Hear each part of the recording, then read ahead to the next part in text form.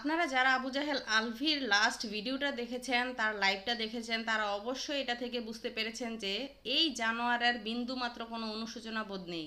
ওর কারণে যে ইকরা ফাঁসি দিল এবং এরকম ট্রমাটাইজড অবস্থায় চলে গেল, এটার জন্য তার কোনো অনুশোচনা নেই, কোনো গিল্টি ফিল নাই।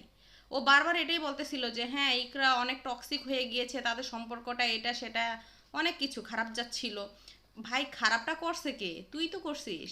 দিনের পর দিন বিভিন্ন মেয়েদের সাথে ফষ্টি নষ্টি করে, এই শুটিংয়ের নাম করে এর সাথে ওর সাথে, ফাইনালি তিতির সাথে গত 4 বছর ধরে তোর মানে লিভ ইন রিলেশনশিপের মতো, ঠিক আছে?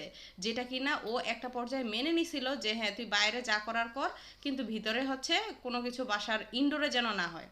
তোকে এতটা স্পেস দেওয়ার পরেও চাইছে যে তুই যেন শুধরাস, বাট তুই তো শুধরাস নাই, কারণ কুকুরের লেজ কখনো সোজা হয় না, ওইটা বাঁকা বাঁকাই থেকে যায়। তুই কতটা জানোয়ার, তুই কতটা নিচু মন মানসিকতার, এবার চিন্তা কর। তোকে এত কিছুর পরেও মানে শুধরাতে পারলো না মেয়েটা, এজন্য শেষ পর্যন্ত সে সুইসাইড করতে বাধ্য হইল। আর তোর ভিডিও কলের যে ব্যাপারগুলো তুই যে বললি যে হ্যাঁ স্ক্রিনশট দিবি, কই স্ক্রিনশট এখন?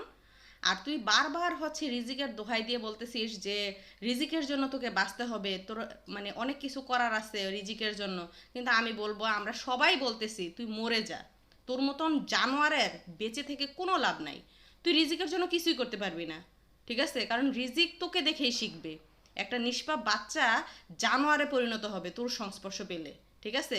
রিজিকের জন্য আল্লাহ আছে, এবং রিজিকের মায়ের মা আছে, অর্থাৎ রিজিকের নানা নানু এখনও বেঁচে আছে, ঠিক আছে?